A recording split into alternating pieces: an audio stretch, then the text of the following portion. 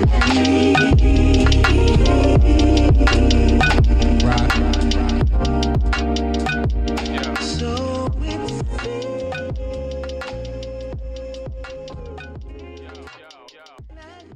everybody, and welcome back to another episode of Indieheads Retrospect. We are continuing our best of the decade coverage, going through every album in our top 11, except for Benji, because we already did an episode on that.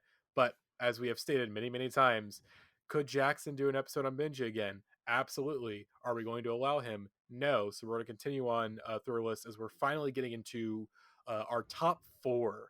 And what was number 4 on our list, but To Pimp a Butterfly by one Kendrick Lamar. So we talked about on a few episodes ago about Good Kid, Mad City, one of 3 artists to make the top 10 twice. Yes, we're very predictable. We are on the podcast, but the ones that made on twice, they are there for very good reason. These are great artists, and Kendrick, of course, is, as we'll discuss in this podcast, and as we discussed in the last podcast, possibly one of the best artists of the decade. And I think this is the album that did it. But before I continue, let me introduce the rest of our castmates. We have Nat. Hello. I never know how to intro myself into here, so I'm just gonna slide on out. We got Lily. Hello. Sometimes we drop handles and stuff, I guess. I'll do that. At Lily K. Mikowski on Twitter. I haven't been outside in 2 months. And then finally we have Dill. Hey, howdy. Everything's going completely normal for me over here. Nothing to complain about whatsoever. We're all doing normal and fine. As usual. As usual. But before we continue, congratulations to Dill. They just graduated from college. Oh, yes, true. Congrats. So they get a not making the mic clap, so it's very silent. It's a levels friendly golf clap. Yes. Thank you. Thank you. I hate this. I hate this so much. Oh god, but nevertheless, here we are to discuss Kendrick Lamar for one last time, for the time being, on this on the Indieheads Retrospect, as we're getting to an album that I consider to be a monolith of the decade, that is an album that I hold in very high regard. It was our album of the year back in 2015, but at the same time, holy shit, this album is terrifying to talk about. It's such a fucking monolith. Where the fuck do you even begin with this thing? And so our discussion is probably going to be very different than most other places. One, for the obvious reasons, and two, for the less obvious reasons, as you will discover on this journey as we go on. But I guess we can start off with where was everyone when this album came out? Because this album came out sort of by surprise. At least the release date got pushed up. I think it was supposed to come out on a certain date. It got pushed up by like 2 weeks or something. Mm-hmm. So I remember it leaked. I thought I remember it leaking. I think everyone thought it was a leak, but then it was like a push up. Like they just dropped it a week early or something, from what I remember. And so I remember like hearing about that and then like listening to it for the first time, like on the way to school the next morning. Yeah, because I remember it being, I think I was on my spring break at the time. I was in high school. I was a junior in high school, I think. And I remember it dropped on a Sunday night too, if I'm not mistaken. Either a Sunday or a Monday. It was a weird, and again, that's why I think everyone thought it was a leak, because it was just like the strangest time. It must have been, because I remember at this time I was in my 3rd year of university, or no, end of the 2nd year, and like I purposely did not have like Monday, Wednesday, Friday morning classes that term or something like that. And so I was definitely like on the way to class in the morning. So it must have been like a Monday night or a Wednesday night or something really, really odd like that. Oh, actually, I just remembered too, this was like right, like a couple months before they switched the release date for albums from like Tuesdays to Fridays. So yeah. This was one of the last ones. One of the last like biggies for sure. And then I remember Sorry to invoke this, Matty. Like Currents, I recall being like the first kind of like really big album to drop on a Friday. Oh. A few months later. Oh God. Okay. We're not opening that can of worms. I'm just We've- stating we'll- facts we'll- about what days of the look. week albums came out. Ghost of it Look, haunts us. the can of worms has been opened already because we have Jeremiah. It fucking hasn't. Jeremiah and I discussed it at length a couple months ago. So there's anything that I have to say about that album, it's on that podcast. Go listen to it after this podcast, of course. But it's all there. I have made my peace, and that is that. Don't That make me is tap the that. sign. But I would actually be curious to know, like, because I think this kind of came out at different points for everyone as far as our like journeys and like following music went. So like, what was all of your like, was your awareness of this album and sort of like the lead up to this album at the time? Because I have like very vivid and specific memories of sort of the months leading up to this album coming out. Yeah. I'll let you go first, Nat. I'll go first. Yeah, God, I think my sort of avenues were like weird and all over the place. I think it was mostly like what I knew of from just like being fully within like YouTube music critic culture back then. And so a lot of what I was seeing was like kind of the slow hype that was building up, because I'm pretty sure this album also had one of those pre-release singles that Kendrick's been doing for all of his albums when he kind of gears up again, coming out right before. And so there was kind of that speculation of it coming. And I think like a lot of us, I was also in, I think, my third year of college, and I distinctly remember it being like around spring break, and I was at my ex's house, and he had no like particular cognizance or awareness of any of this. Nobody else who was also there did. And so it was just this weird thing where I was like enamored with how the chatter was going, and was kind of too overwhelmed with how people were kind of talking about it effusively right from the get-go, that I kind of was intimidated and put it off for like a week, just based on how like right out the gate the praise was. I guess I'll go next. I was being in high school at the time.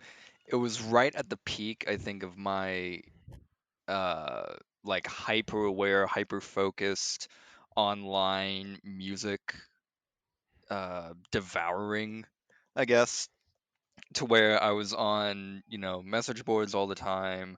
I was on, subreddits all the time. I was keeping up with Twitter blogs and going to Mew semi occasionally. And I very vividly remember all of the hype that was building around this record. I remember being in like HHH threads when this was leading up to it. And I think this is something that I also alluded to on the Good Kid Mad City podcast as well, that there was this collective anxiety over this record. This collective, like this dark cloud that was hanging over the release of this record, and everyone wondering how the hell is he going to one up himself?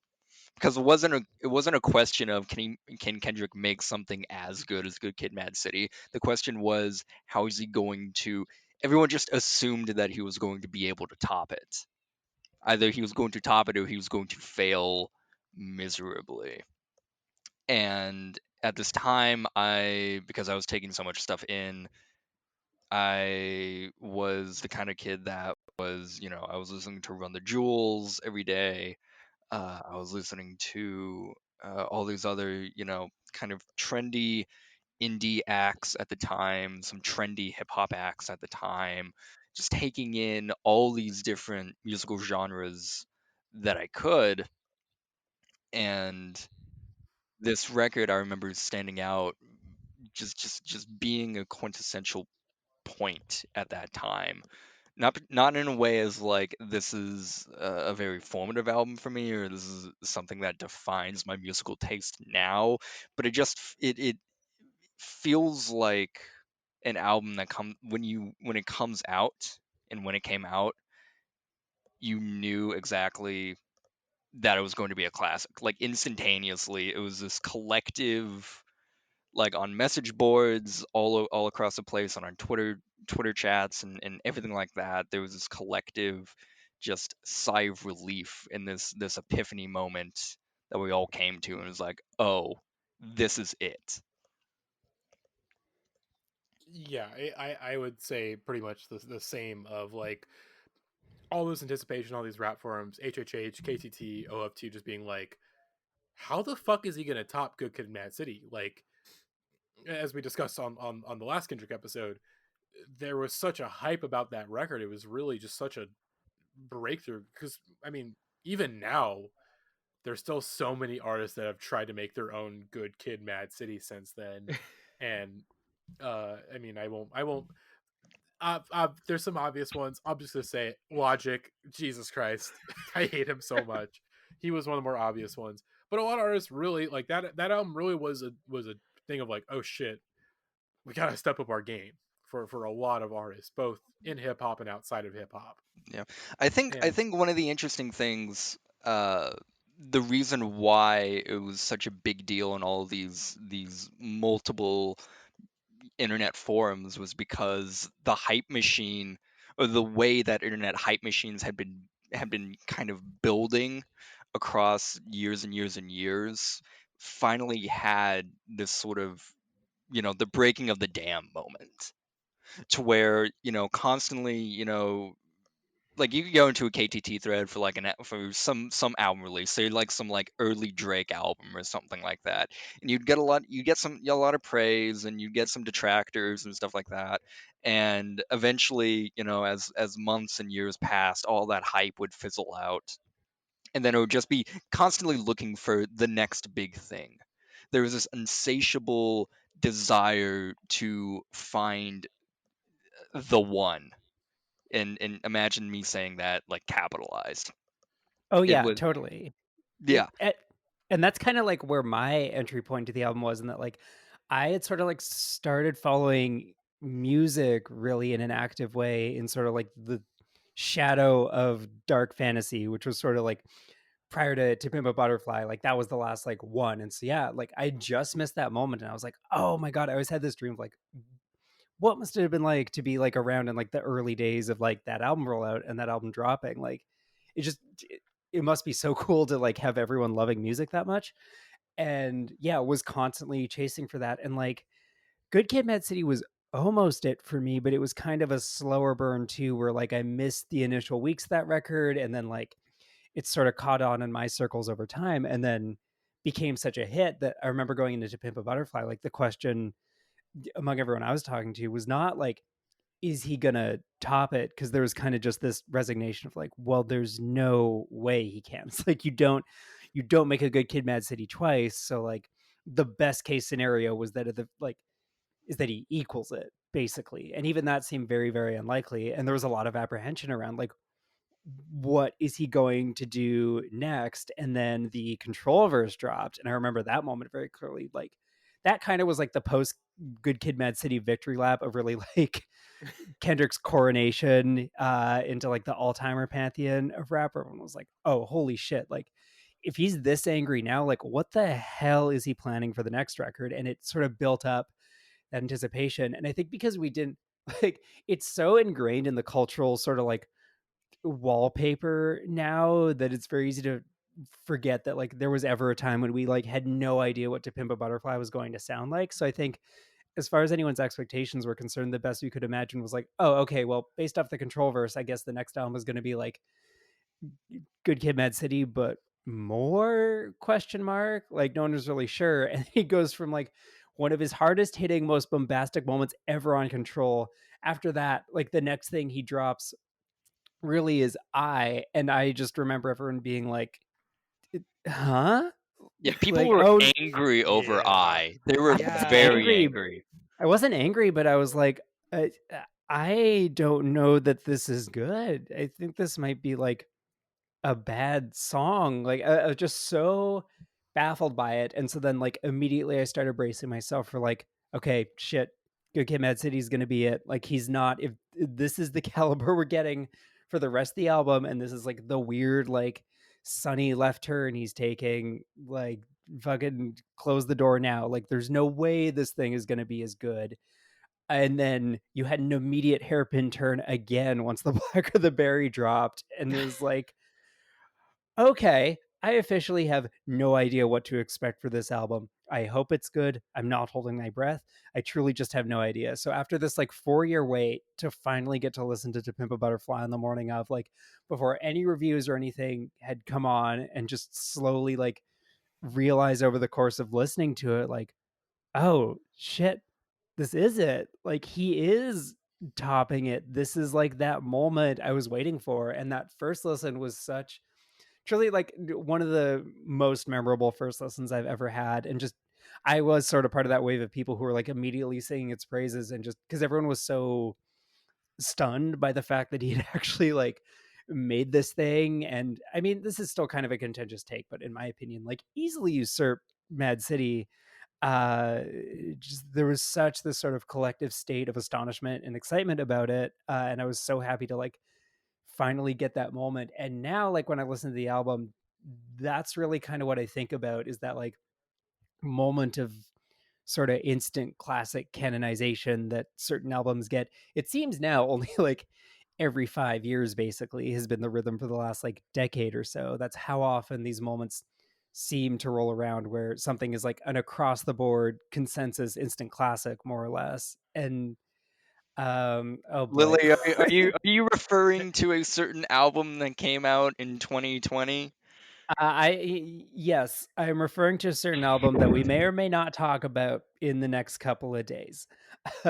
Which, that album is kind of the first time, regardless of anyone's individual thoughts on the album, that sort of like cultural moment has happened since To Pimp a Butterfly, in my opinion. And that's kind of the only lens I can talk about To Pimp a Butterfly through now, because like I listened to the album twice today, and I love this album. It's my number one album of the decade. I don't think anyone made a better album in the 2010s, really. And yet, listening to it, I kind of felt nothing, because it is like so inarguably unimpeachable that you listen to it and you're like, yep, that's about as perfect as I remember it. This album, still good. Still a pretty good album. And so, again, that makes it like very, very hard to discuss musically. Also, we are four white people, and this is an album very intrinsically about like the Black masculine experience in America. So there's only so much we can really dive into the content with it. But I think the most interesting aspect of To Pimp a Butterfly's legacy to me now is, again, how it's sort of just like warped the culture and sort of drove us even further towards that sort of like endless thirsting for like a dark fantasy style, or like To Pimp a Butterfly style, like instant classic. And yeah, it's like the cultural center of gravity of the whole 2010s for me. It's like there's pre and post this, and the way people like seek out and discuss music in the wake of it just changed so radically. I think it's a really, really interesting artifact on that level more than anything else now. I'm I'm kind of with you on that, Lily. Where this album, I still think it's great, but I think whenever we were putting together the best of the decade list, there was a certain point where Damn was almost going to be out of the contention for the list entirely, and I ended up kind of making a split decision to switch Damn and T-Pab on my list. And it was one. It's one that I actually ended up like being like, oh, I don't regret this at all. This is actually kind of how I feel, because it's like Damn is such a, for me, because of how mixed the reception is amongst certain groups, is why the album is so interesting. But it's not about Damn. I don't know when we'll get to a point where we can discuss Damn. I would love to discuss it someday with Alex and any else who is a defender. But nevertheless, this album, it really is just like, was listening to today, it's just like, yeah, this is just like a perfect album. Like, and it's not, and it's just like objectively like perfect in so many ways. Obviously, just like on the way that it stands on its own, it's just like, holy shit, lyrically, flows, production, the instrumentation. It's just all these elements coming together for this like beautiful, perfect whole that just is never gonna get repeated. It's just one of those things. Just like, this is insane. Where this is a record without, where seemingly on the surface without flaws. although I will kind of get into it. I think now that this album, there's certain elements that have aged a little bit. Now that we know a bit more about Kendrick, there are certain elements about it that has aged differently, which we'll kind of, which I'll probably get into a bit later on. Not yet, but we'll get to those points. Oh, for sure. I mean, construction wise, it's pretty immaculate. But I mean, that's the interesting thing too. Like, again, you kind of listen to it and you're like, right, there's nothing wrong about how this was made, but just by virtue of the fact that this album is coming. Oh, it's over 5 years old now. We're in May. Jesus Christ, what is time? It's over 5 years old now, and it does kind of feel like an album that is 5 years old in some very strange ways that I like certainly wouldn't have anticipated at the time. Like, there's this kind of just like late Obama era optimism to it that did not get followed through upon. I think in some ways, yeah, but I still think that in some ways you could kind of, there is still a dread throughout this record that something is coming. You know, like I think it's a little half and half. It's like, still that like optimism, but also like knowing that like, okay, things are too good right now. You know, something could happen. So enjoy this while it lasts, because things were going to get very bad very very quickly. Because I'm trying, when did Trump announce his presidents, or when he was going to run for president? It was like late 2015, right? Yeah, so probably like 6 months after this, 6 to 9 months, something like that. I feel like No, I very it was specifically remember definitely it being like it was the summer of 2015. It was Okay. like 3 or 4 months, because I remember this song just permeating every protest, or having All Right permeate every protest that you went to during the time for like the next year or so. Yeah, and that's one of the things I remember being kind of like a watershed thing about this album is like I could not recall something within my lifetime where like a hit song off this album was getting like sung at protests and stuff. That was like very new for me to witness firsthand. Like I know that that's a very often talked about part of the legacy of this album, is that it was used as sort of, or All Right especially was used as this anthemic piece for the Black Lives Matter movement at the time. But really, I mean, it signified something that Matty, or I think Lily was talking about, was that the feeling of Obama era hope dissipating at this time. It was just that facade was just starting to crumble, and that also helped with a lot of the other congruent stuff at the time, like Ferguson, and I probably would attribute the Bernie Sanders 2016 campaign to this as well. This kind of pulling back the curtain a little bit. And one of the weird tidbits that I remember about this album is that at the end of the year, Obama listed how much a dollar cost as his favorite song of the year, I think. Yes, I do remember that. Which, in hindsight, it just first, it just reeks of neoliberal hell that we are just that now we are just so accustomed to, but at the time probably felt way different. And looking back on it, it just feels bizarre.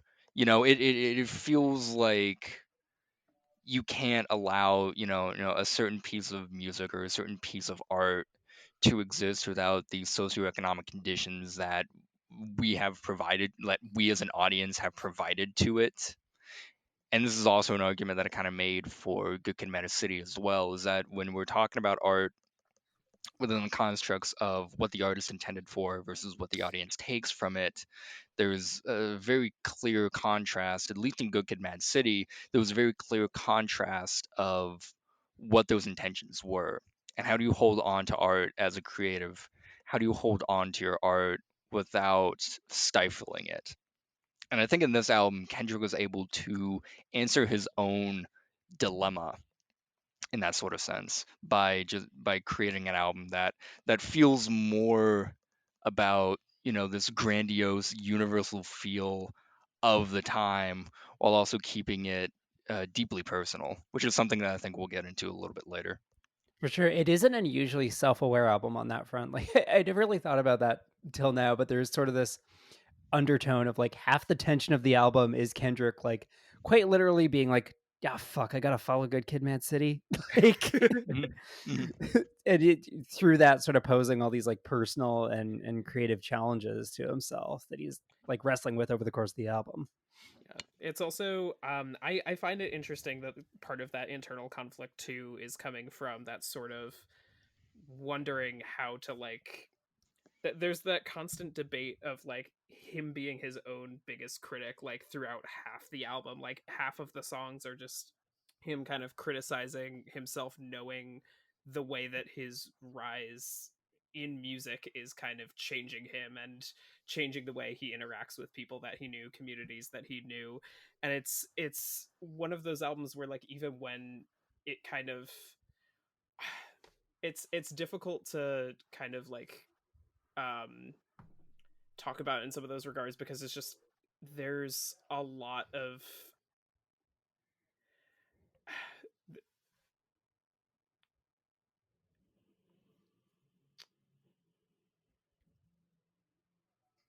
sorry, don't entirely know where I was going with this. No, you're good. I guess I can try to take over. Yeah, I mean, I think obviously like the last 5 years, there's been so much about this album that I think. First up, let's just say like what is H well. Holy fucking shit! This album sounds so fucking good. Holy fucking shit!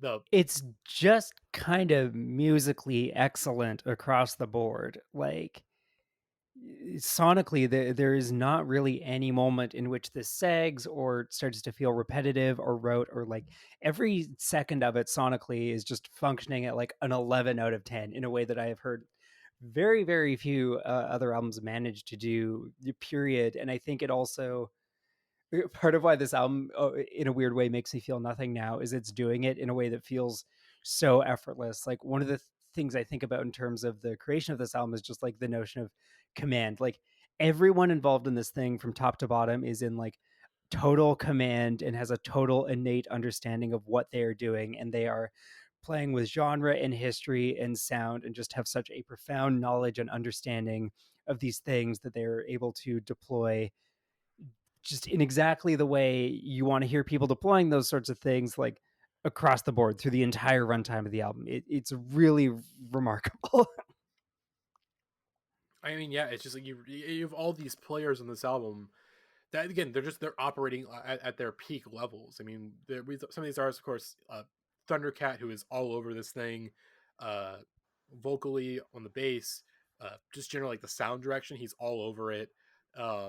You can definitely tell that while Fun Lows only has one production credit, you can definitely tell that the time that Kendrick spent working with him definitely impacted the sound of this record, especially coming off of the heels of You're Dead, that more sort of jazzy, all-encompassing like black music sound. Because this album, at the time I said it, and it's still true, it really is one of the grandest tributes to black music that I have ever seen, just encompassing so many genres and styles at this time into such a perfect uh not perfect, not to do a pun, perfect little cocoon, that just burst out into a beautiful butterfly that still blows my mind. Like, because listening to it today, because it's the first time I listened to it in not that long, but definitely a little bit, and I was just like, holy fucking shit! Like, because the thing with, I think I said this on the retrospect cast for Good Kid, Mad City, that Good Kid, Mad City, as great as it is, it very much musically is defined by the time, defined by the trends of the early 2010s. This is a record where if it dropped today, it would still sound fucking amazing and just so different from what everyone else is doing. Like, it still would sound completely amazing, and just it's timeless. I can't say the same about Damn or Good Kid, Mad City, where it's like, wow, these sound timeless, but this record just like, even if lyrically it's going to be, sort of a document of the times, musically it's just going to be consistently on this another level than anyone else in hip hop. I mean, that's the thing with this album, that where a lot of artists are able to kind of recreate Good Kid, Mad City, because sort of a concept album about your youth and kind of going through that. That is easy to replicate but hard to master. This is like, it's hard to replicate, hard to master. Just, God, Jesus fucking Christ, this album Yeah, is insane in yeah, that because the way. sound of Good Kid, Mad City is very much, I mean, it's indebted to sort of like that, drum machine focused 90s West Coast hip hop era. Like, that's sort of the well it's drawing from. And so, people with drum machines and synthesizers can come close to recreating its essence on some level. Whereas like with this, it's like, yeah, not everyone can just, rely on Thundercat, a pre-epic Kamasi Washington, like all these different players who are coming into this thing and just absolutely functioning at the top of their game. Yeah, it's oh god, it's insane. It really is just like god damn. But we were kind of getting into it in the beginning of like where we were. I don't know if I really got to say fully where I was at. So high school senior year, uh we discussed it on I think in the chat or really in sort of the pregame where this was the last like in terms of the before social media just fully dominated like Facebook, Twitter, Instagram, before they like fully dominated the internet like they are now. This was sort of the last of the rap forums. This was the last big rap forum album where like KTT is at its is sort of it's not at its peak, but it's pretty I would say either this or the Life of Pablo were really like the last like big event albums for like forums before everyone just moved to Twitter or Facebook. And I mean, like I said, the time it was just like it was like everyone. I think people were very quick to call it instant classic because like it is like it is an instant classic. It was the moment that I heard it, the moment that not to like get to the very end of this album, but like if you're listening to this podcast, you've listened to the album. Like, come on, as soon as you hear Tupac speaking to Kendrick, like having a conversation, that's the moment where you're just like, what the fuck is happening? Like, if any other artist tried to do something like this, they would fail miserably. We would call them a pretentious fucking loser. They would get laughed out the room. Their career is over. But only Kendrick could do that, and it would actually work because at the time, and it's still now, Kendrick really is, in terms of that figure in hip hop, he is that sort of that Tupac like figure in hip hop, of like this sort of I don't want to say like great equalizer, but just someone who has who at the time navigated so brilliantly across this world and had so much to say at such a young age. Like Kendrick Lamar, when this album came out, he was like 27, 28, which is I like, think 27. Yeah, because I'm pretty sure he dropped Good Kid, Mad City when he was 24, which is my age now, and I don't like that. So it's not that insane that like a 27-year-old drops like a classic hip hop record, but it's definitely a little different when it's like it's not just like this was a classic hip hop record. Like this was just a classic record in general for someone this young in this era where it's really the classics are defined.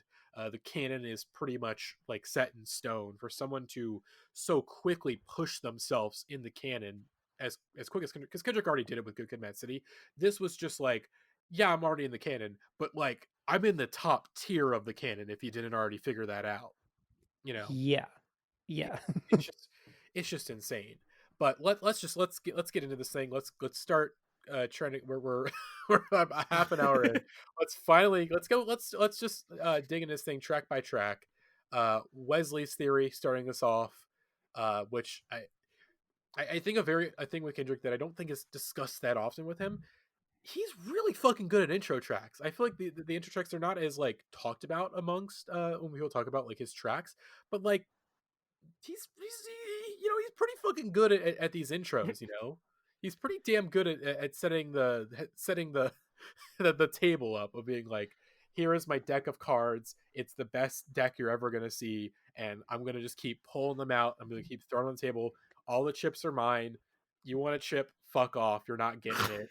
like like you got so like you have that great sample in the beginning, which of course I'm not going to say anything about it, but like just the bass coming in and just the liquidy synths, you're just like, what is going on here? Like what the fuck? And the sort of the great callbacks to Good Kid, Mad City and setting up all the themes of the record, just like like there's like I've been so scared of this episode for the past few months because it really this album it is a monolith. It is just like it is so difficult to talk about for so many reasons. Like I said, the obvious reasons of like I am a white I am a white middle class man. There are experiences that Kendrick discusses on this song, on this album, that I'm never going to experience my entire life. But at the same time, it's just like, oh my God, you know. Uh, This is why I didn't want to talk about the music on this thing, because it's that's the just thing. any attempt at a track by track is just going to lead us down this pathway of just like, oh fuck, this is great. What the shit? I think if there's anything that I have to say just about this song alone, is one of those things where, to jump off of what you were saying before, Lily, having the songs from this album that were released beforehand and having kind of no idea what to prepare for the second that bass hits in the opening, it serves as kind of like a perfect primer for like what you're about to get yourself into. And like, even the further along you progress, when he does get to those singles in the album, it feels as if he's building the way for those to kind of make sense in the grand scheme of things. Mm-hmm. Like, it really is the sort of the perfect. It's a perfect introduction in like three ways. Number one, actually four ways. Number one, just musically, holy shit! This album, it introduces all the sort of the musical motifs and themes you're going to hear on this record as being this all encompassing tribute to black music. So you got that off the bat. The second thing is like just being the perfect transitional period from Good Kid, Mad City. This where addressing things from that record, tying them back, and then but sort of not exactly leaving them behind per se, but just being like, this album's not Good Kid, Mad City. Like, here's the connecting dots. We're gonna move on from here, you know. And then the third thing being like, you know, the perfect introduction to where Kendrick is in the rap game, or at this time of being like the Dr. Dre interlude of being like, you know, remember the first time you came out to the house, you wanted a spot like mine, but remember, anybody can get it. The hard part is keeping it, motherfucker. And that's where Kendrick is at, where it's like, okay, like I'm at the relative top of the rap game right now. Nobody is touching me at this time, but if I fuck up, that spot's gone, because a lot of people are going to be gunning for that spot. Obviously, the Control verse, I think, was sort of the big thing of being like, kind of the feeling in the air after Cook Mad City was that like, oh, this dude is going to be a problem, you know, and all these people, you know, subtly taking some shots, sort of, you know, putting pieces together to try to like top Kendrick, but then Kendrick is like, nah, you motherfuckers are not going to do that. Nice try, but good luck. Good luck trying to top me here. And then sort of the fourth thing being you know, obviously like tying into themes of all the record, and just my god. And also I think also I think this record, when I think of the album cover, the album cover is iconic, by the way, like especially in 2020, uh oh, you know, coming towards the end of the first Trump term, of, you know, of like, oh, this would be great if this happened. This would be a really good time if this happened. But um god, uh that it's hard to say. It's hard to say. But this things the Thundercat refrain and hook with George Clinton, goddamn, goddamn. Um, This album really does hit you with just like a 3 alarm intro chili between like the sample, the bass drop, and the George Clinton monologue before we even like get to a single word by Kendrick. yeah, It is just this amazing like overture of like, oh no, you're about to get an album. Like, oh this is yeah, not a series of songs. You are in for it. I still remember, yeah, that sinking feeling of just as that first minute and a half of the song played out, just being like, oh shit. Oh shit, for better or worse. This is gonna be like something. And you still kind of get that feeling when you re-listen to the record now. Like, second that vinyl crackle comes in and the sample fades in, you're like, oh right. This is about to be a lot. This is about to be a wild 80 minutes. It hmm kind of does never lose its charm on that level. It's these songs have such staying power, and I think part of it too is they are all so imaginative and inventive. Like, I can't think of another album that has really attempted these sort of like little like narrative loop-de-loops that happen on like institutionalized or shit, there's another song that happens that I'm forgetting, or just the whole like framing device of like the Tupac poem and the way that leads up to the end. It is just doing so many things, and it really is still kind of remarkable that it manages to pull them all off. Because if you were like to come up to someone in 2012 and say, hey, by the way, the next Kendrick album is going to do all of this, you would have been like, oh, that's going to be a mess. And remarkably, it is not. Yeah, it's I think you hit on a really good point of this album. It's so playful the entire time. Just Kendrick, just even when he's discussing very like dark things, he's having a blast on this record because he's really able to like fully express himself as an artist, where he's doing all these like crazy things like with his flow and the lyrics and the song concepts. But at the same time, as playful as it is, it's very carefully constructed. You never feel like there's a moment where the chaos is going to go, it's going to get out of control.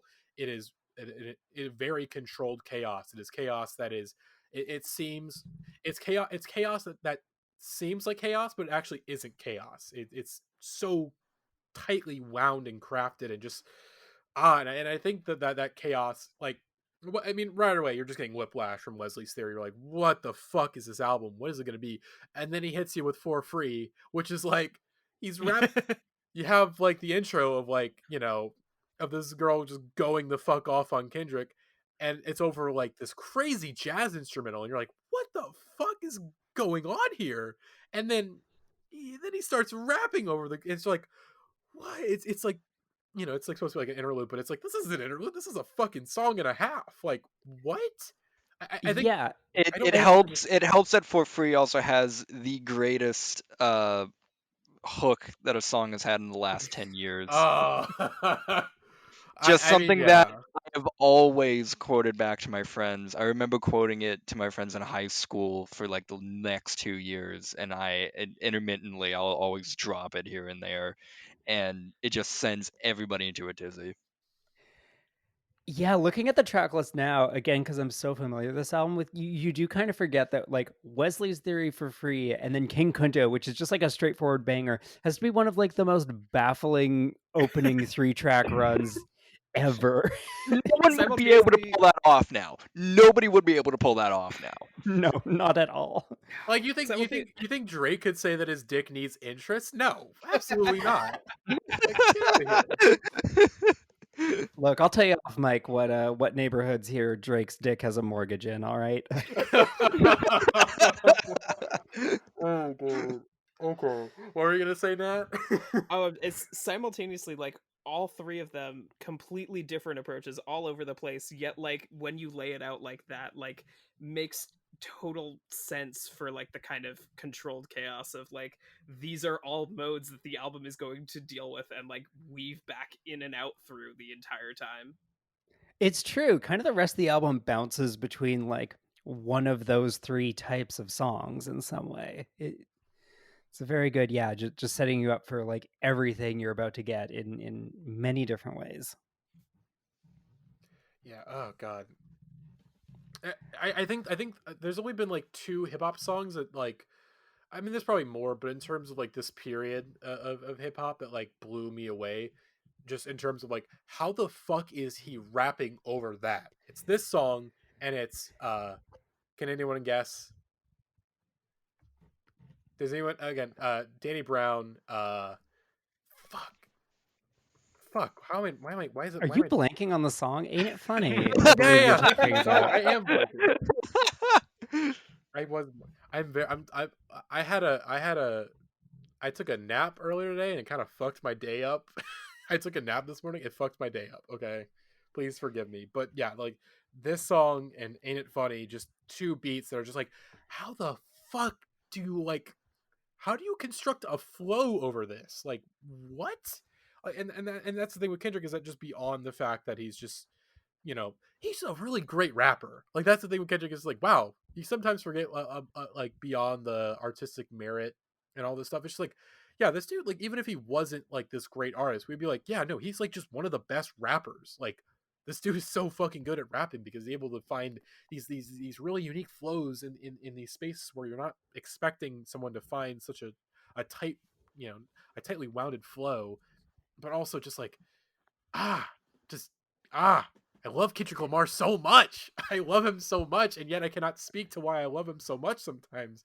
And he does also, like, things. is not only a great rapper, but is like a great rapper in 6 different modes of rapping. When you look at the sort of like Greek chorus of different voices and timbres he employs across Oh this yeah. album, like, I've just this is my own like personal rabbit hole, but I've been getting into like a lot of like vocal science and just like what goes into singing, and like re-listening to this album with that in mind. It's like the fact that he can sustain flows in, yeah, like literally like something like 6 to 10 different voices and have them all be sort of like compelling and very complex and yet coherent is just like, that is kind of just true mastery right there. And like getting into other like mind-blowing moments, I mean, I still remember the first time I heard You, like the midsection of that song. Uh, It was truly well, the closest I think in real life I've ever come to feeling like the like Binky floating through space meme. oh my The god. fucking like the hard panning in the little interlude to that song starts up, and then it like drops into this utterly like heartbreaking second half. Like that was truly, I was driving to school by that point in the album and was just like agape, like trying not to take my eyes off the road, like staring at the stereo, just like, what, how, a person can do this like in a song. Well, I didn't want to go to you. I think with you, you have to kind of build up to you a little bit when it comes to talking about this album, because I think here's with you. I will say this before we get more in depth with it, or at least before I get more in depth with it. It was my song of the year in 2015. I fully stand by it. We'll get to it. But King Kunta, as I think Dill mentioned, what a fucking banger! Like the 3-track run of just like, you have Wesley's Theory, which is just like blowing your mind, like what? Then you have For Free, which is like even more like what? And then this is just like a just not really a standard G funk banger, but it incorporates what we've heard so far into like a G funk banger of just firing on all cylinders here. It's just god damn. God damn. Ugh. Although there's definitely, I mean, as we mentioned, this is 2015. This is pre. I, I think people do not understand how different the culture was prior to, like, even as early as like 2015, how different the culture was online or just in general until, I mean, it's not even like just. I think Trump changed things. I think. I mean, it's hard to admit that sometimes. It's like, yeah, no, Trump fundamentally changed the just the language that we speak among certain scenes. As there's a couple lines on here. Okay, great song. There's a couple lines that's just like, we won't. It's something we'll kind of talk about this album. Sort of. We'll kind of get into a little bit of post Kendrick, of Kendrick being sort of he is it feels weird to call like someone like Kendrick Lamar a problematic fave, but we'll there's some lines, there's some things that he said since this album's release, some artists that he supported that is just like it's worth discussing, but we'll probably get to that towards the end of this discussion. But King Kunta, what is there to say? This should have been a bigger hit. First off, this should have been a bigger hit for one. I think this album, an interesting about this album, the timing. It's an album that like it was a very successful album upon release. It went platinum very quickly. It sold over 330,000 copies on its first week. By all accounts, this was a commercial success. But on the radio, none of the singles really took off on the radio. It was very much an album that did well as an album, but in terms of with singles and stuff, it just didn't really catch on that way. And I think that kind of, and I think that sort of ate at Kendrick a little bit post the release of this album, where certain singles didn't do as well as he hoped they did, and I think that kind of shifted how he made Damn. But if this album came out like maybe in 2017 when Billboard changed like the rules for streaming, this would have been a huge fucking hit. Like Jesus Christ.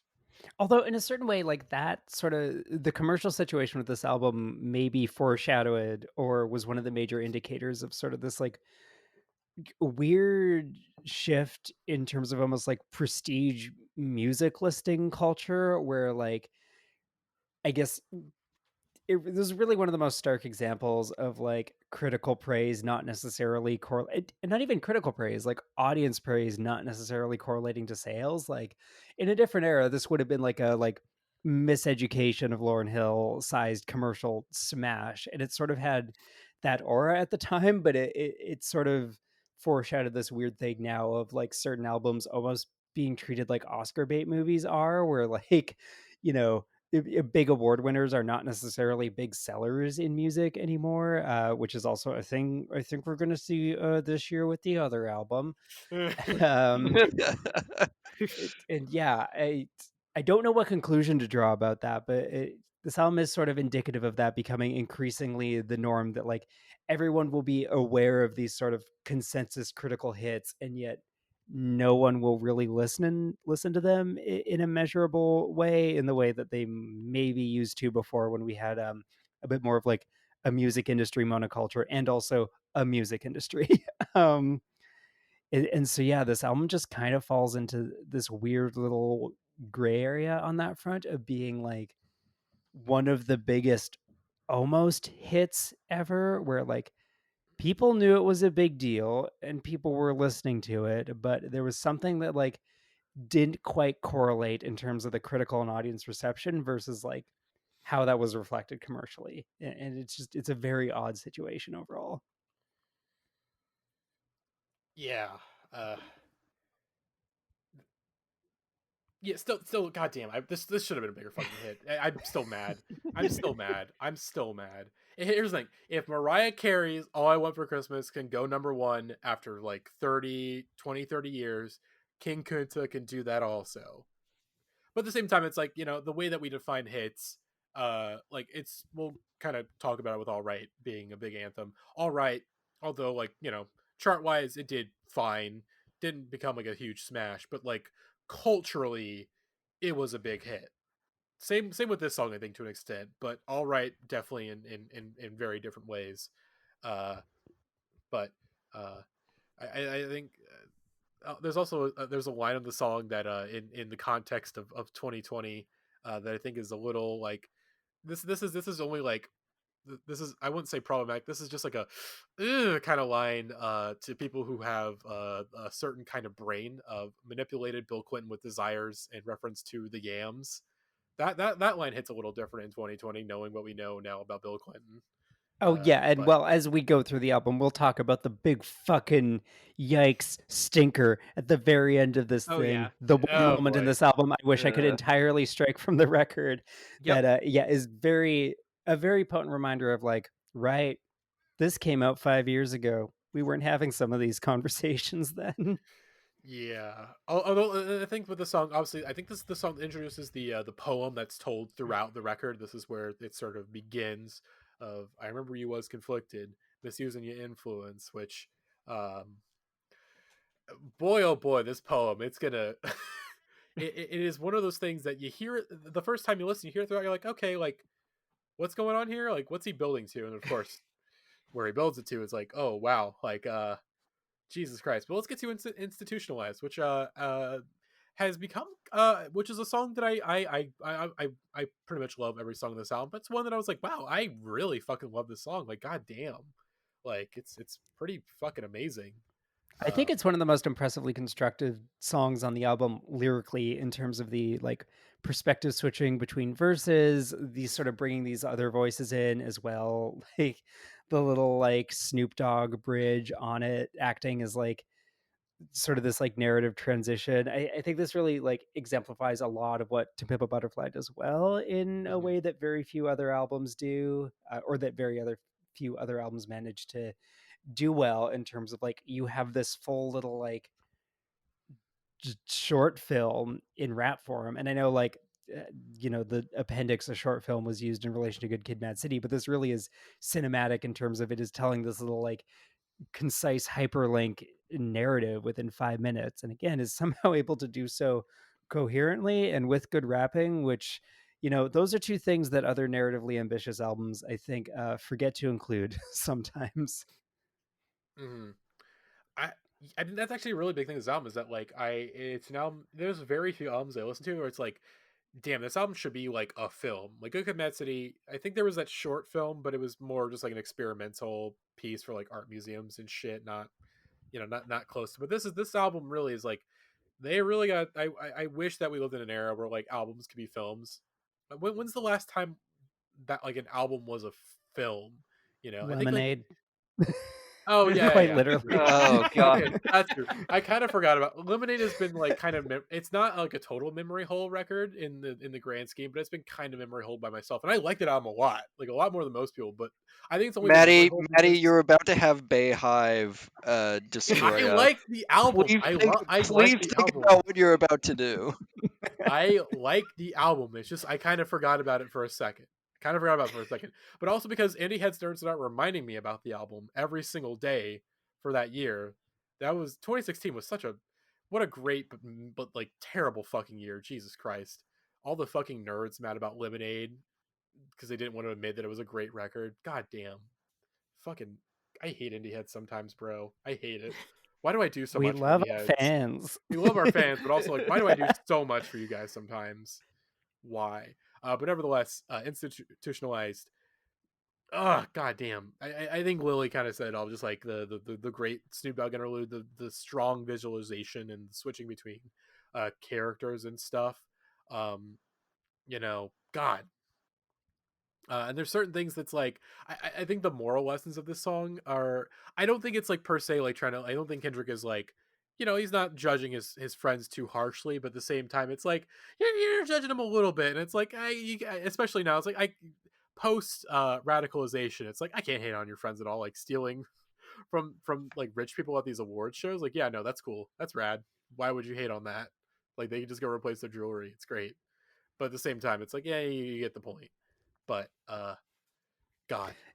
It is, yeah. That makes me just another great thing about this song is just the way he's able to write from all these different perspectives, and nobody involved is entirely right or wrong. Like Mm-hmm. the song is very not didactic in a lot of ways, and that it is content to just sit in the messiness of a lot of these dynamics and a lot of these situations in a way that, again, like normally when albums try to have this much of a narrative through line, they do end up being very sort of like on the nose and single-minded in terms of their perspective, and having like a capital M like message at the end of it or whatever. And good or Tip of a Butterfly doesn't really shy away from the complexity and the sort of unresolvable nature of a lot of the things it's trying to deal with, such that the album literally cuts off before it can actually provide that very thing. And so it's interesting how much he does like keep that in mind throughout the runtime, that like, yep, there's basically no answers to a lot of this. Mm-hmm. Although one of the greatest in lines in a song ever of "fuck you, good night, thank you much for your service." That's Snoop Dogg. God, I think he just like Snoop Dogg really. I think everyone He's kind a of knows. goober. He's a major goober. I wasn't gonna say that, but I was gonna say that Snoop Dogg is just like, oh yeah, like this guy's just like kind of fucking incredible. Like he has one of the greatest, if not the greatest, voice in hip hop ever.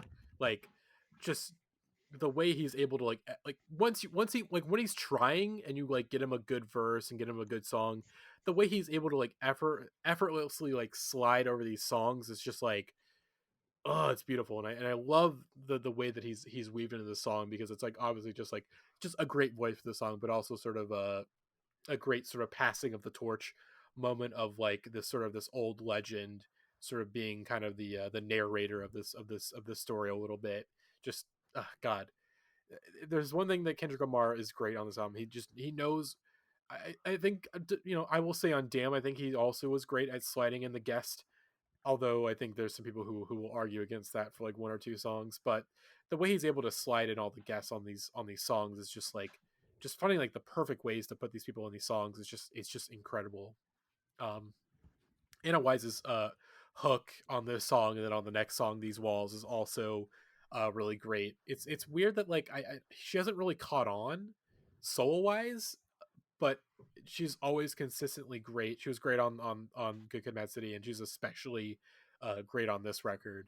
But God, and also I think with Kendrick Lamar, as we'll discuss in the next song, he is someone that you look at him and you go, yeah, if this dude made a song about sex, it's gonna sound terrible. And yet he has made multiple sex songs and they're great. How does he do it? It's one of the most confounding things about Kendrick is that he's made some of the best songs about sex ever, and it's just how does he do it? How does he do it? Does anyone want to try to explain, or just Nope, no, I'm not going near that. Not going there. Okay. But God, he's just, but I think why he's so good at writing about sex is that he writes about it in, he isn't trying to be. There's people that's just like, okay, there's one or two things. One, you are definitely not as good at sex as you think you are, dude. You really aren't that good at sex. And then the second one is just like, you can feel the masculine. You can feel the sort of like, oh, you're really insecure in your masculinity, man. Like I can feel it from here. But Kendrick he doesn't do that. He's not like, oh, I'm the greatest at sex, or I'm, you know he's very, Kendrick is someone who's, generally very secure in his masculinity, but also able to sort of discuss on these very unique, specific things. To, as Lily said very early on, these specific little things in black male masculinity in a really interesting and not cringe-worthy way. Uh, but nevertheless, these walls. It's He's good at talking about pussy. He's good at talking about pussy. What can you say? This is why I did not want to take that prompt of yours. I gave you an out. You did not listen. So we're gonna edit this part out. The entire boy. discussion of the song. We'll see. We'll see. Just redacted. I'm the editor, and I will decide. I will decide if I want to cut it. And I don't. And I'm right now leaning towards. No, we're gonna keep it in. We'll keep it in. It's Oh boy. to try and move toward coming up with some sort of like sincere answer. I think it's one of those things where like he takes what would otherwise be like kind of a straightforward song where it's like you hear how the song begins and you're like, okay, I know what to expect. And one of the things that always kind of just like unnerves me in like a little way is like by the end of the song he's twisted into something that is completely like upending your expectations. That the course change that entire like last verse takes, where you start to realize kind of like this darker underbelly there that, as we'll get into, you kind of like delves into, is like something that lots of other rappers like wouldn't even kind of move things toward. They would keep it kind of like in that straight ahead manner, but it's here it's he uses this topic as almost kind of like a jumping off board for like how to spring out to other sort of things that he's talking about in the album. Yeah, and that's another thing of just what is so lyrically impressive about this album is I don't know of another rap album really with like multiple plot twists. There's like 5 songs on this album that end with you basically like a volta in the classic poetic sense. Like the whole song just turns on a dime at the very end of it, and he pulls that shit off a lot, and then also pulls it off with like the meta structure of the album, revealing like who he's been talking to this entire time. It's just, you don't get that out of a lot of albums. I think the fact that he was able to turn this song, like a sex song, into something that is just sort of a damning. I think Kendrick Lamar. What I do love about Kendrick Lamar, and what I love about Damn, not to talk too much about it, is that he's so good at talking about fame. He's so good at talking about without being like, you know, too not too out of touch. There's definitely some people who are rich and they're very out of touch. It's like, he's able to talk about rich person problems, and I'm able to care about that, which is rare. And I think towards the end, like the last verse does touch on that a little bit. I think in a really interesting way. Well, and I think part of it is he's also, in a way that like a lot of prominent musicians would shy away from doing, he is explicitly acknowledging like the sort of survivor's guilt and very conflicted feelings he has about his fame and success. And I mean, that gets fully laid bare on songs like You. And so I think that helps make it go down a little bit easier, as opposed to just like your standard issue, pitfalls of fame, sort of like moping or whatever. And oh, okay, it's time. It's you time. Which, oh God, it is. It just. I think even this many years later, as I've kind of learned to live with depression, it's still a song that just hits on such a visceral level, like beyond just the lyrical content. It's one of those few songs. It's like, oh, this feels like a specific kind of depression, especially that I would have uh, on and off throughout the years of just hitting on that so much of just this of an instrumental, especially the second half, that just sounds like the obviously the interlude where you're switching, where you're panning back and forth, and then sort of that intro that just sounds like just broken, you know, and just the fact that Yeah, you you hear people talk about depression in songs, and you feel it to a certain extent. This is just like, oh, like you feel like you're listening in on something you should not be listening to with this song. It feels so deeply personal in a way that it's simultaneously like I should not be listening, but also like you can't look away. Yeah, it really feels like being having a front row seat to somebody's like drunken voice memos that they like accidentally left on the track of like talking to themselves in that depressive state. And I think that's what makes it like just so raw to the point where it's like even now like holed up in isolation and like left alone with my thoughts, it's the one song on this album that I'm like dreading whenever I've been doing my listening this weekend. Yeah. God. yeah, it has such a voyeuristic feel to it, which he like very consciously elevates with those little just like the creakiness in the tone of his voice in this part of the song is so unsettling. And then I remember like a triple wig flip on top of everything else that happened in the song is just the moment of like the like him drinking sound where you're like, on first listen you're like, wait, is that real? Like, did he is this like actually a drunken tirade he recorded over this song somehow? Because it is so well constructed, and any other artist probably would have ended up having that feel like so cheesy, but he commits to it so hard in the execution of it that it again it makes your skin crawl, because you're like, right, this is, and talk about Kendrick Lamar as an actor, this is a very effective in the moment recreation of like a very, very real pain that this artist has clearly experienced, which again, I think it sort of gives you a necessary bit of insight into what like went into the rest of the album. And I think it is sort of essential to making the album after this point sort of hit in the way that it does. Yeah. God. Ah. Just this Good album.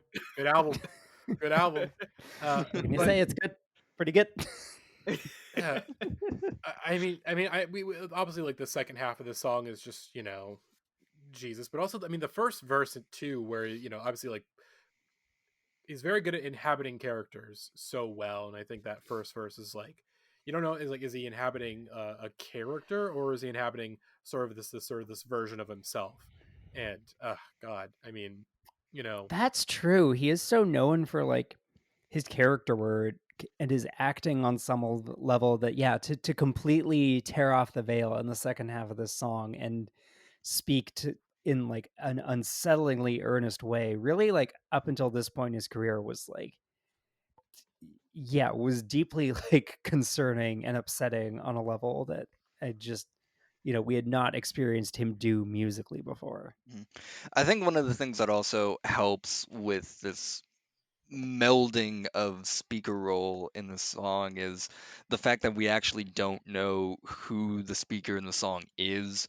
We don't know if it's Kendrick, we don't know if it's some kind of other third person narrator, or really who it is, because Kendrick takes that blending of character, and he takes that blending of almost memoir aspect to it. Almost there's this sort of nonfiction aspect to it, where you're blending all these different literary parts to it, and I mean, I also spoke to the idea of, on the Good Kid cast, not to go back to the Good Kid cast again, but the idea that Kendrick plays a lot with the unreliable narrator.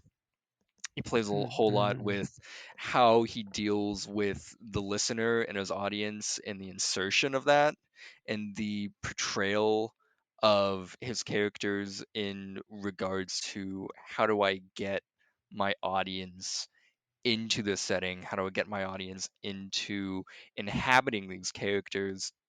And he was able to do it really well just through a very basic manipulation of POV. He flips back and forth between first person, second person, and he's using it as a juxtaposition for, there's a lot of readings for it for himself, for someone he knows, for the audience as well. And it really kind of coalesces around all these different feelings that he's able to make universal. Yeah.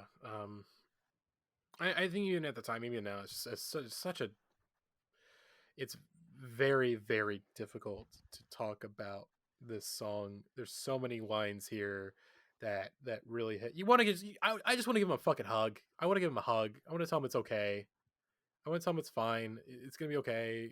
But at the same time, I think Lily mentioned that it's that survivor's guilt that's been uh, such a very strong part of Kendrick's work post. I mean, I'd say even Good Kid, Mad City had that survivor's guilt, but it's been elevated with with Pimp A Butterfly and Damn, of just like I made it out, but why couldn't you know? But feeling like a bit of a failure that he couldn't bring his friends with him during this, and it's just it, it's tough.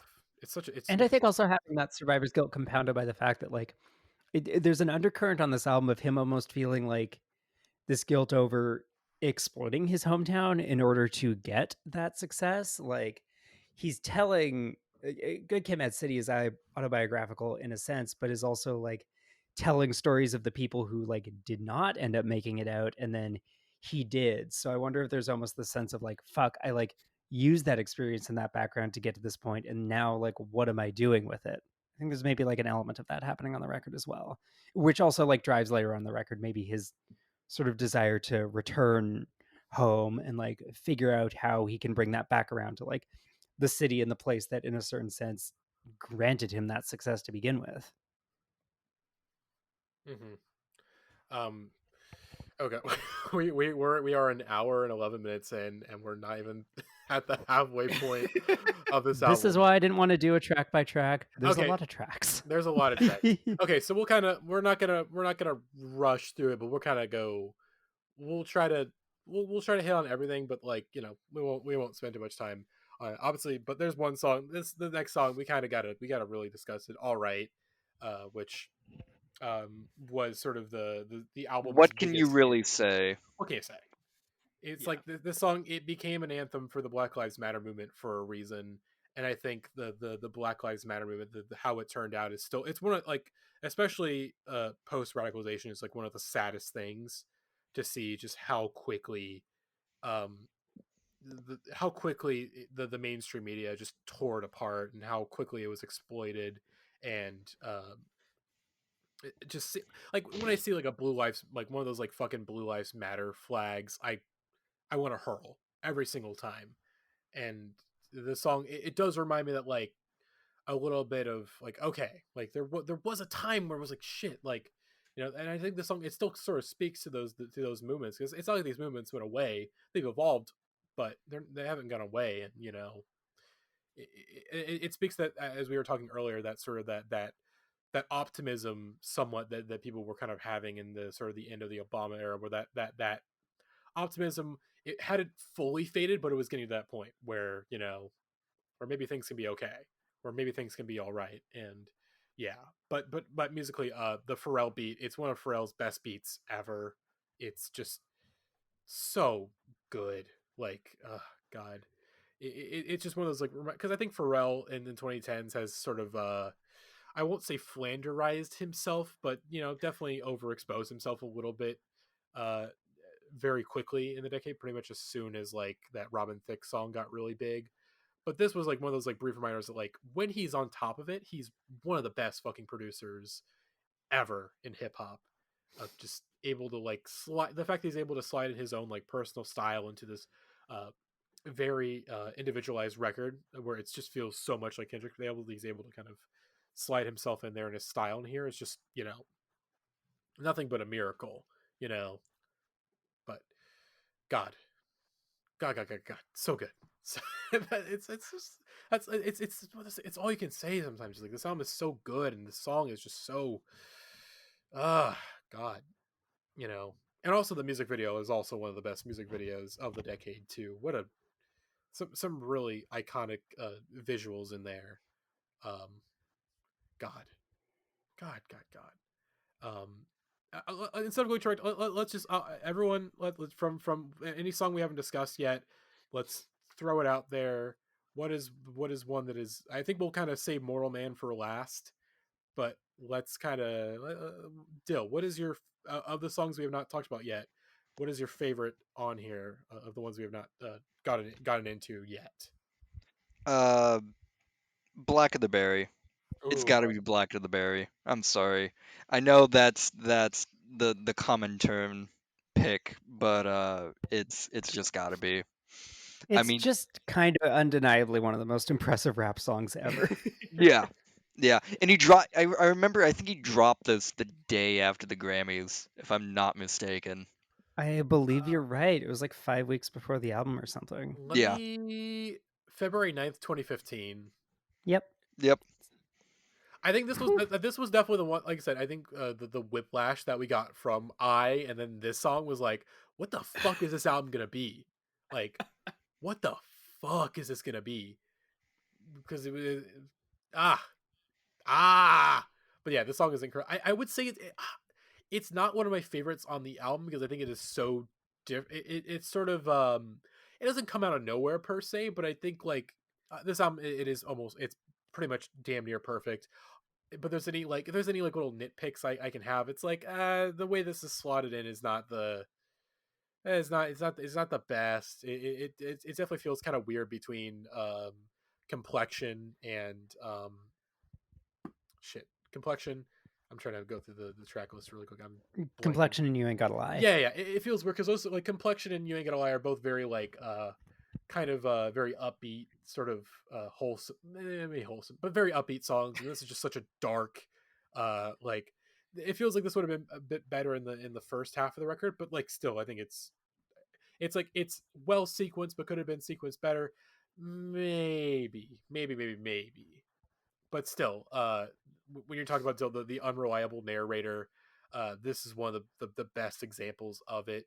Just this anger and those in lines are uh like just the he's so he's so good at saying at being able to speak on very controversial things and say things that are under the hand of a different writer would fall apart completely, and the fact that he's able to kind of do this stuff is just is truly insane.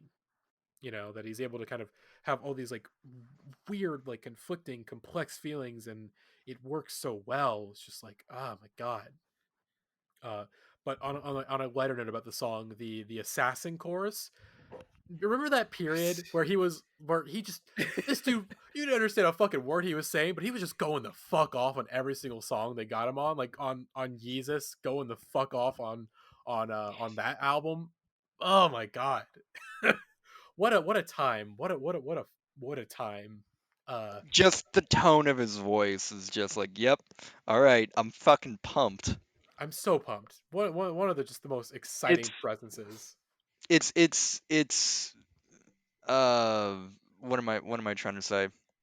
It's proving the theory of using voices as another musical instrument completely correct. Hmm. Oh my god. Okay. But yeah, this song it's insane. The beat is just god. Oh god. I mean, I'm the biggest hypocrite of 2015. Once I finish this, witnesses will convey just what I mean. Like the oh my god, just he's so good at writing. I mean, I get why he won the Pulitzer for Damn, but it's like it's how people go like like when people win Oscars for movies, it's like I'm just gonna pretend it's for this movie.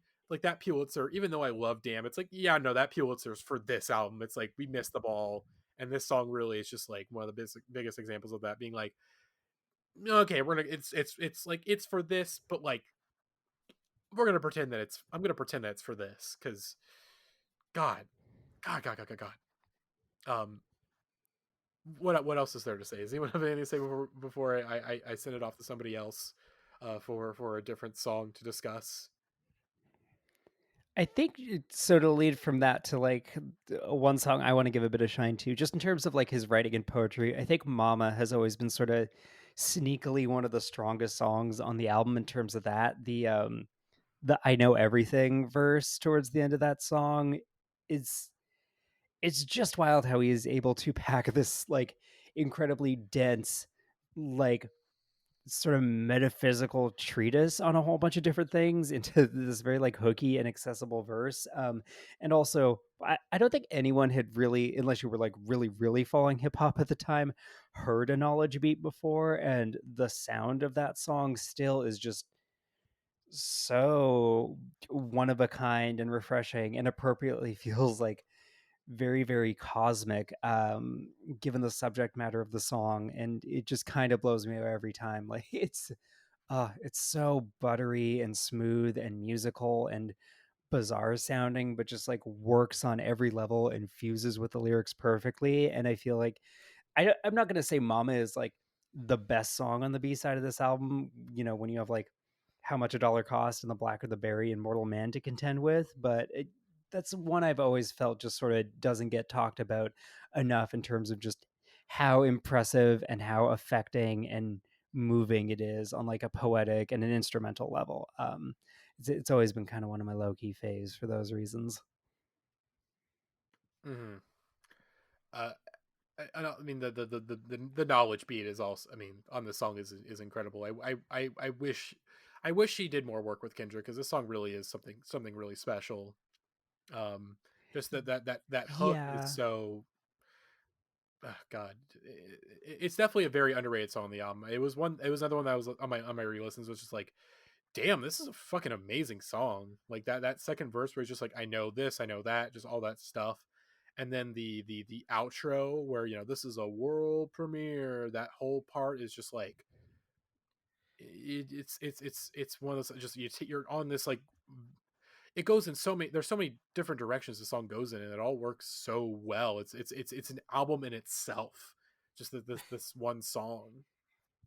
Yeah, it does have like an opus quality to it. I also got so excited by Knowledge as a producer after this, hearing this song, because the like when the beat to this song comes in, is one of very few like the acid hitting moments I've had in my life with hip hop. Like I think the other one was like the bomb beat on Pinata, just where like it feels like you're seeing the world in a different set of colors all of a sudden, because like where have you ever heard anything sound like this? Mm-hmm. And then listening to Knowledge albums afterwards, I was like, oh, he's kind of just doing Mama over and over again a bunch of times, which is a bit of a bummer.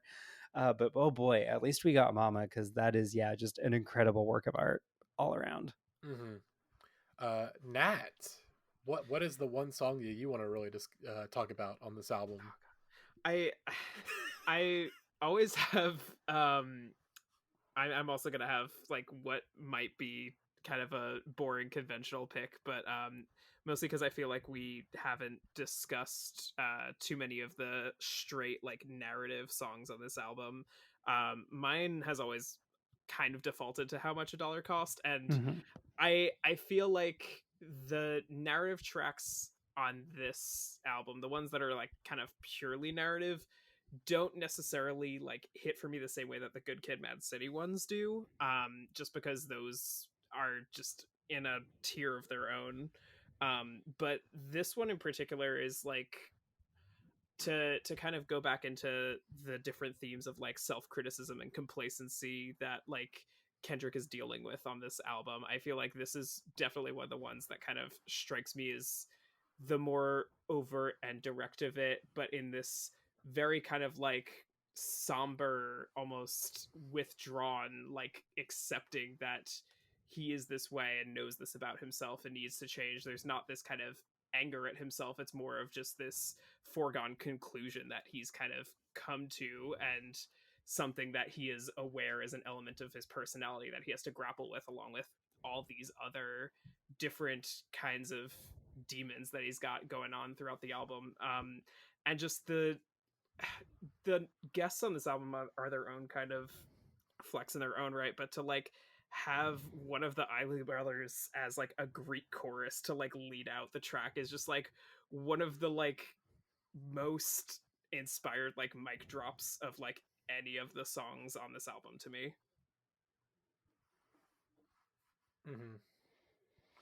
Yeah.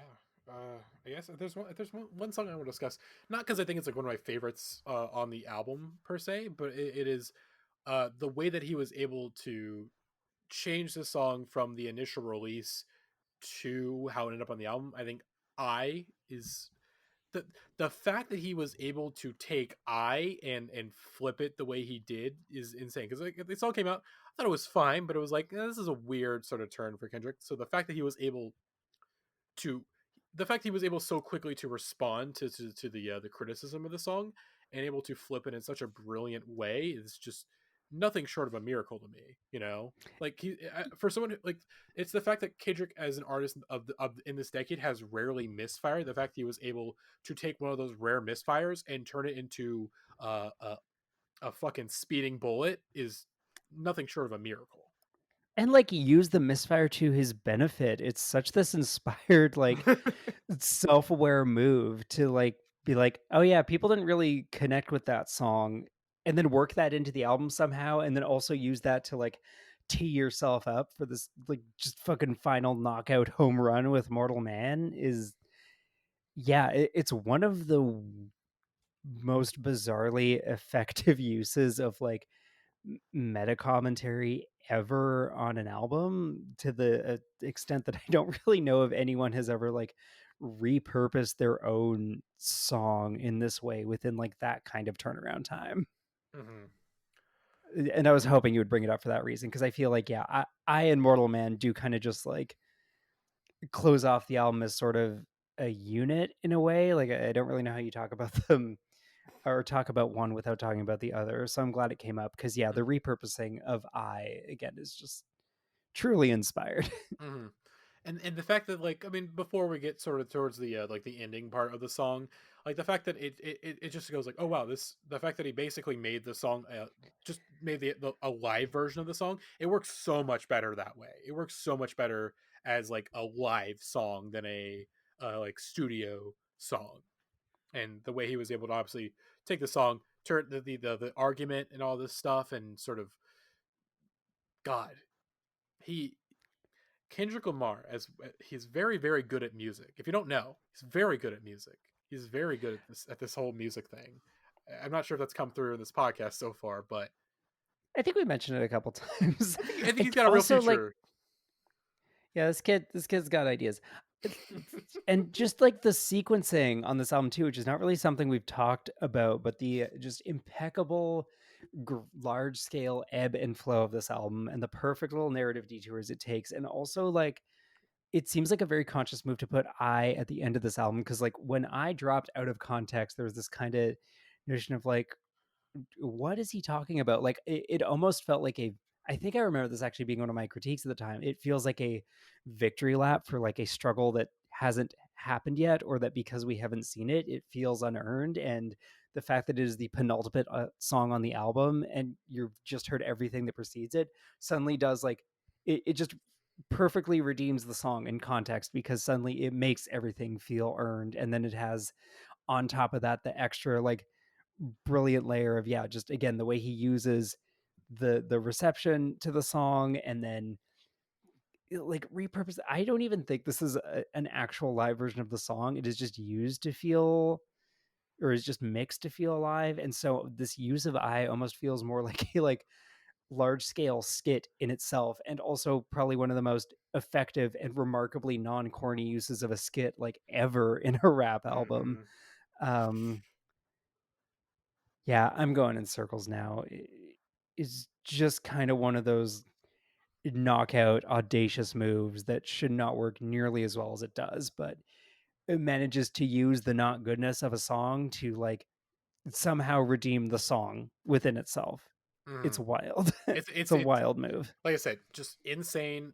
No other artist I can think of could like pull something like that off. It's just it just adds on to this album being such a monolith of just like just oh so many layers of how this album is so great.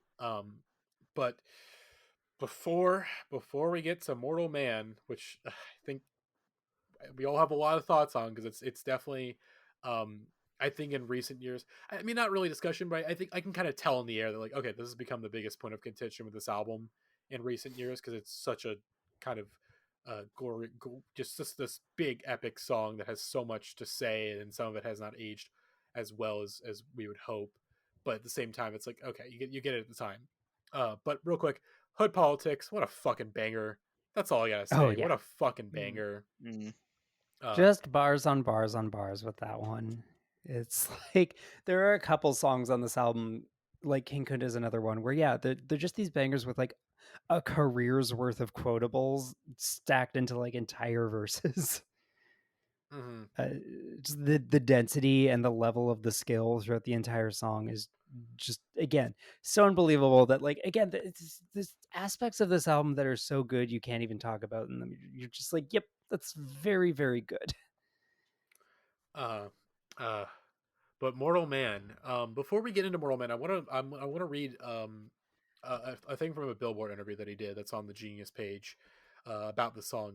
I felt that pressure in Compton, looking at the responsibility I have over these kids. The world started turning into a place where so many were getting no justice. You got to step up to the plate. Mortal Man is not me saying I can be your hero. Mortal Man is questioning, do you really believe in me to do this? And I think that definitely adds a lot to this song of this portrait of Kendrick Lamar. What makes Kendrick Lamar such a great artist is that he is 100% wholly human. He is a human being with so many flaws and problems, and this that adds so much to his artistic persona and just the music that he's made. And I think Mortal Man really is sort of, for better or worse, one of the most definitive statements of Kendrick Lamar, the artist. That uh, but at the same time, you know, 2015 was a different time, and sort of the refrain of when shit hit the fan, is you still a fan, is a question that has amongst the entertainment was one of a lot of grappling that we've come with this, and yeah, I mean, before we get to the Tupac part, um, I think there's one line here that I think is it's gonna come up. It's worthy of discussion of the infamous the MJ bars of of that blank gave us Billie Jean. You say he touched those kids. Obviously has not aged particularly well. You know, especially after finding Neverland and all this stuff. But I don't want to defend Kendrick here because it's a pretty indefensible line even at the time. But I want to mention this because it's been discussed a couple of times with Kendrick, but I think there's certain things Kendrick Lamar that I think that are very tough to discuss because I do hold Kendrick Lamar at such a high level. I do think he's one of the best artists of his generation. He has made a number of albums that I love very, very dearly. But at the same time, there's certain things that he's done that I really have issues with. Even if I understand where he's coming from, uh, I have issues with. And I think for me, one of the biggest elephant in the rooms with Kendrick is sort of his adoration of XXX Tentacion before his death and somewhat after his death in a way. He's been uh, pretty vocal about his liking of him and sort of his defending of him. There was a story a few years back when Spotify was sort of starting to take off his music from playlists, not on the service itself, just from certain playlists. And Kendrick threatened to take his music off the platform because they were kind of threatening to take XXX off these playlists. And there's pretty much just like why this guy? Why do you hold this person in such high regard?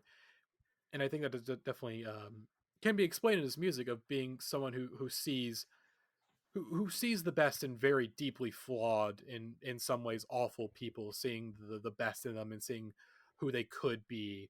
And even if I disagree with his assessment of, even before his death, I don't think XXS was someone who could grow. I just don't think he was capable of that. I think the environment he grew up in and the era is very different, where basically his fans treat him like a god, you know, where and that's a really hard feeling to shake.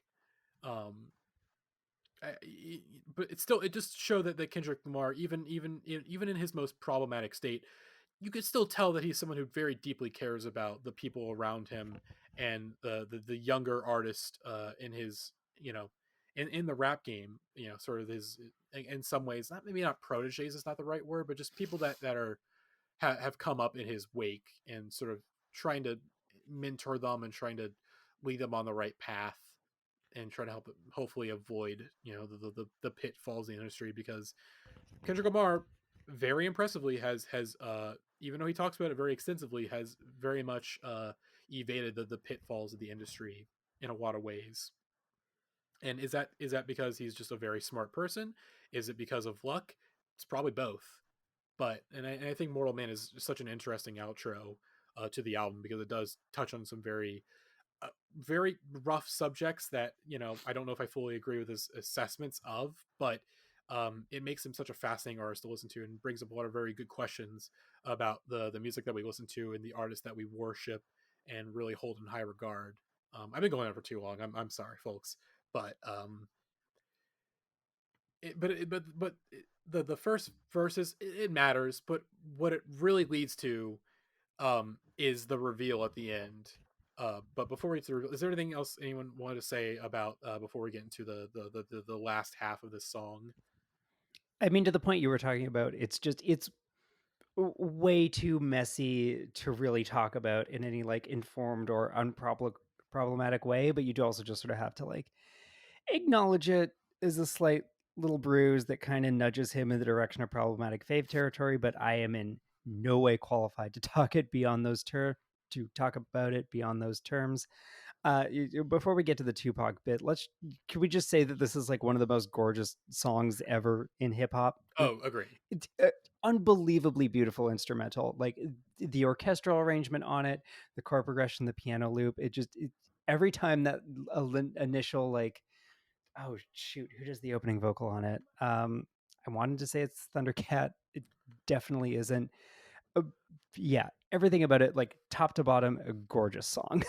That also like instrumentally resumes on this, or sort of concludes on this gorgeous note as well, with that like final crescendo. Is just one of the prettiest bits of music I've ever heard, and the people who arranged that, I think, like, even though I don't have their names on hand, deserve a special shout out for that, because it's a unbelievably pretty song.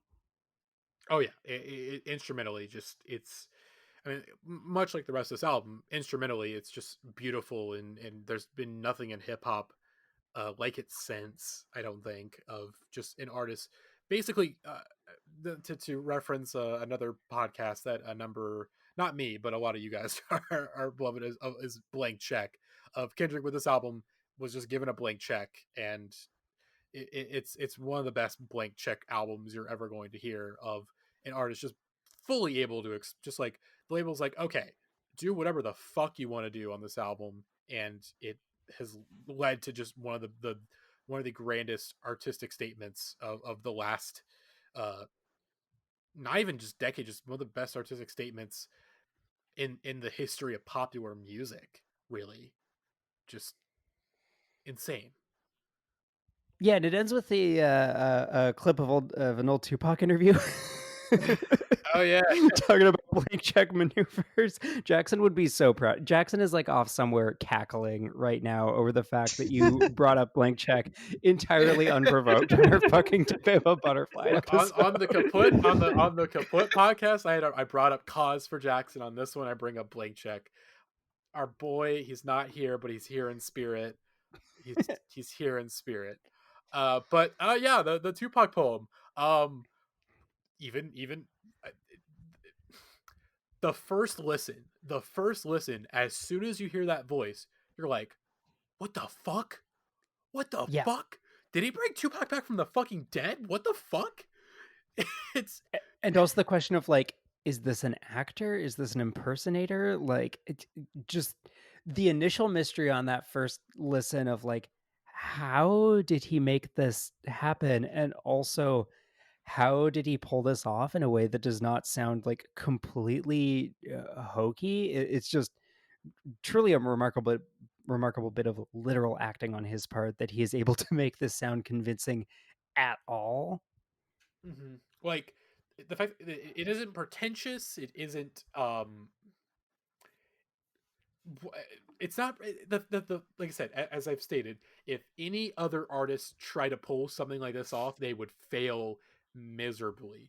But because Kendrick Lamar is just the amazing artist that he is, and truly the you know the torchbearer for Compton and for sort of that era of hip hop that Tupac was such a prominent member of, it pulls it off so well because and I think also the fact that he's been co-signed by basically every major artist of that era, like Dre, Tupac, or Dre, Snoop, and so many artists that, like, if any other person tried to pull this shit, it would not work. But because Kendrick is, I mean, this is the song and this is the moment that very much confirmed Kendrick Lamar being in that lexicon of, like, if he wasn't already in your conversation for the greatest of all time, this for sure puts him very close to the top, if not at the top of that conversation. This is going to be a really shitty metaphor that most of our listeners will not understand, but I'm going to do it anyways. Kendrick Lamar is very much like the Kazuchika Okada of the rap game, of this person, or Kazuchika Okada. He is a professional wrestler in Japan, uh, who is very, very young. He's only 32 years old, and he broke through around the same time Kendrick broke through in 2012. Actually, they have a very decent amount of parallels in their careers, honestly. But I won't get too into that. But basically, this very young person who is so wise beyond their years in terms of their skills and their understanding of the environment and the crowd they're working in, and able to put together these, obviously, Okada being able to put together with very different types of opponents, able to put together these like classic matches that tell these like really grand stories uh in a medium where you really can't tell, where wrestling is such a unique medium where there's stories in wrestling that you can only tell in a wrestling ring. Very much like Kendrick Lamar, you're only able to tell the stories that he tells through the medium of hip hop. And the fact that these two are wise beyond their years, both very, very young, and despite their young age, are insanely, insanely accomplished, and very quickly rose to greatest of all time status because of just how great their work is so quickly. So that's the one shitty wrestling metaphor I'll get, that I'll say. But goddamn, the Tupac thing here is still so insane to me so many years later. Uh, and there's certain parts of it that speak to me a bit more. The part where Tupac is basically telling everybody to eat the rich. That hits a little different now in a really good way.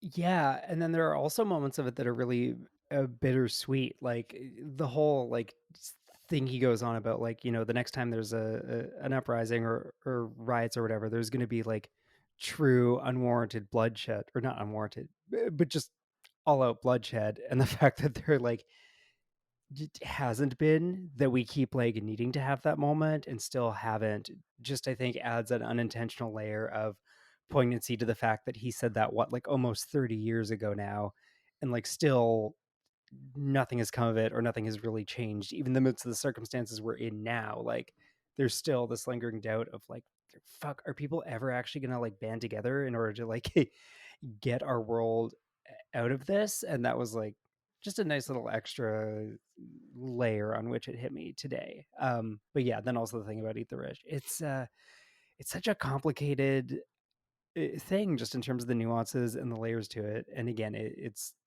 unbelievable that he's able to pull it off successfully. it's it's one of those things that also makes all the stretches of the album that came before like lends it its own different kind of hindsight, because as you are starting to see these kinds of seeds of self-doubt of what he's going to do, Kendrick, now that he has this kind of platform, this stature, constantly kind of questioning how he's going to kind of hold on to it or not completely screw up.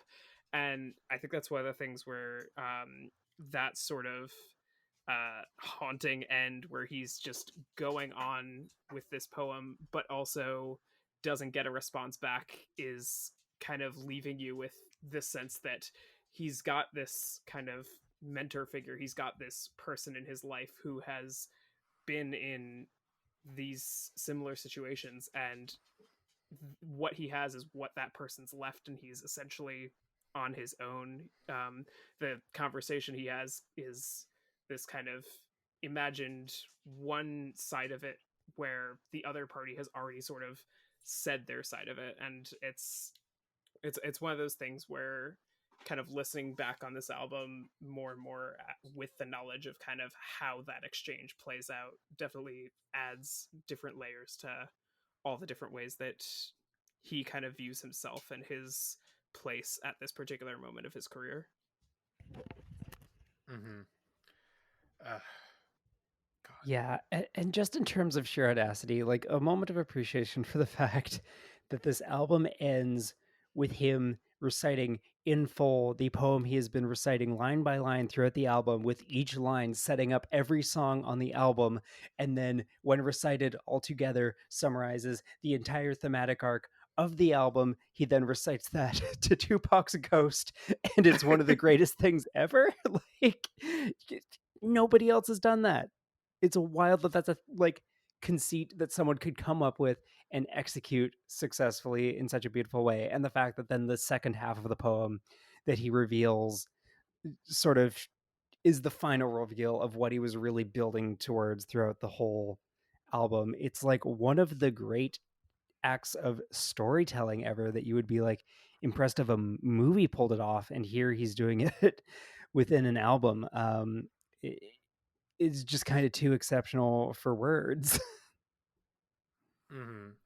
And then, of course, the end poem that explains really the title of the album Mm-hmm. is just, and then of course, Pac, Pac, Pac, just leaving it on that note. It's sort of like it's like it's a cliffhanger that isn't a cliffhanger in a way.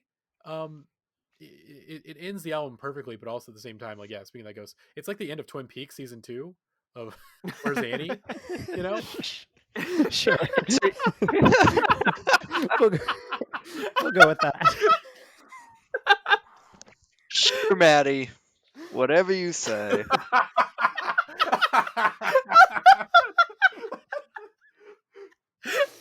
So for those of you keeping score at home, Matty has, in the tail end of this episode, invoked